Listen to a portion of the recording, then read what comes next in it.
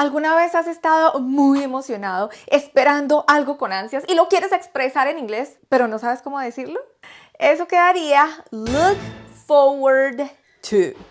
Este es un verbo frasal o un verbo compuesto en inglés y quédate en esta clase porque vamos a explicar cómo funciona y lo vamos a ver más o menos en unos 7 tiempos. Y si te llama la atención este tipo de clases, déjanos saber dándonos un me gusta, ayudándonos a compartir, suscribiéndote al canal y dándole clic a la campanita para que te lleguen las notificaciones cada vez que saquemos un video. Empecemos pues. Desglosemos este verbo compuesto. Primero tenemos el verbo base del verbo compuesto. Look. Mira que la pronunciación no es como look, sino que le hacemos ese sonido largo a la letra O. Look. Look. Look quiere decir mirar, pero aquí significa como anticipar, esperar algo con emoción. Forward. Esto quiere decir como moverse hacia adelante en el tiempo o hacia algo en el futuro. ¿Para dónde vamos? Para adelante. Y to es la preposición que conecta al verbo con el objeto, es decir, la cosa que se está esperando. Este verbo compuesto usualmente va seguido por un sustantivo. ¿Pero qué es un sustantivo? Cualquier persona, animal o cosa, o un gerundio. ¿Y cuál es el gerundio? Aquellos que tienen la terminación del ing. Empezamos con el tiempo del presente simple. Presta la atención a la estructura de este tiempo. Primero vamos a tener el sujeto que va a estar seguido por este verbo compuesto. Pongámosle aquí la P y la V para decir phrasal verb, más el sustantivo o el gerundio. Por ejemplo, espero conocerte. I look forward to meeting you. Tenemos sujeto, aquí está, más el verbo compuesto o phrasal verb, ahí lo tenemos. Y este gerundio es que tiene la terminación con el ing. ¿Qué pasa si yo quiero hacer la negación y decir yo no quiero conocerte? O sea, no espero con ansias conocerte, en realidad no me emociona. Ahí yo tengo que buscar un auxiliar que esté en medio del sujeto y este verbo compuesto. Los auxiliares que podemos utilizar para el tiempo del presente simple van a ser do y does. Do lo utilizamos con este sujeto y does lo utilizamos con la tercera persona. I do not look forward to meeting you. Si quieres hacer la contracción de este auxiliar con esa negación, vas a decir don't. I don't look forward to meeting you. Ay, pero qué feo, ¿sí o no? El tiempo del presente continuo. Eso quiere decir que una situación está sucediendo en este preciso instante. ¿Cómo va a ser la estructura? Muy parecida al tiempo del presente simple, con algunos cambios. Tenemos un sujeto más un verbo auxiliar, que en este caso va a ser am o is o are, más el phrasal verb, más el sustantivo o el gerundio. El único cambio que le estamos haciendo es que con este tiempo estamos utilizando un auxiliar. Ella está esperando con ansias el fin de semana. She is looking forward to the weekend. Tenemos sujeto, el auxiliar que viene siendo el verbo to be, más el verbo compuesto, pero a ese verbo compuesto le agregamos el ing al verbo de ese verbo compuesto. ¿Por qué razón? Porque estamos hablando del tiempo del presente continuo, es una continuación, le agregamos el ing, pero estas dos palabritas adicionales no nos cambian y el resto de la frase. Si queremos hacer la negación y digo, ella no está esperando con ansias el fin de semana, ya tenemos un auxiliar en este caso, simplemente le agregamos la negación y decimos she is not looking forward to the weekend. Easy peasy, ¿sí o no? Cuando hay un auxiliar, simplemente le agregamos la negación y listo. Y ya que estamos hablando del presente continuo, veamos el tiempo del pasado continuo para poderlo comparar un poquito. El pasado continuo, la estructura es básicamente la misma con un cambio súper chiquito.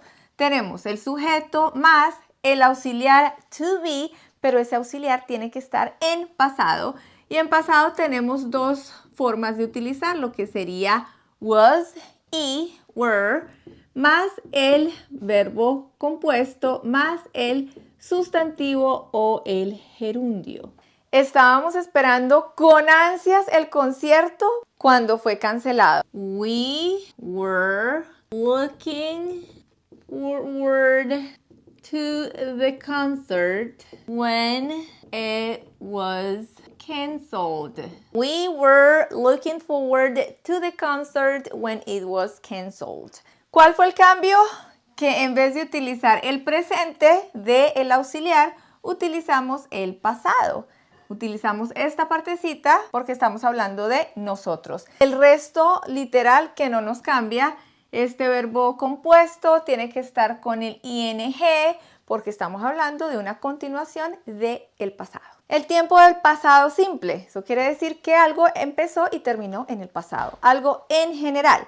¿Cuál es la estructura de ese tiempo? Muy parecida a la estructura del tiempo del presente simple. Tenemos el sujeto más el verbo compuesto, pero debe estar en pasado, más el sustantivo o el gerundio. Ellos esperaban con ansias sus vacaciones el año pasado. They looked forward to their vacation last year.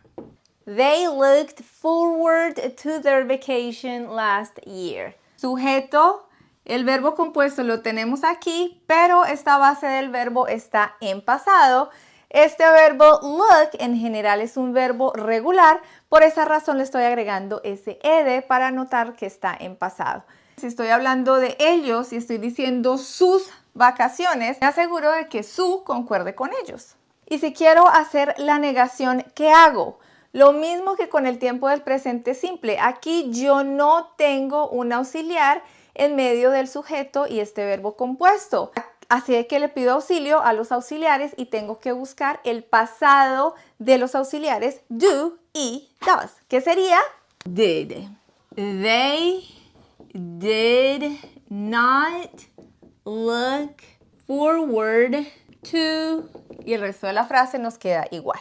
¿A qué quiero que le prestes atención aquí?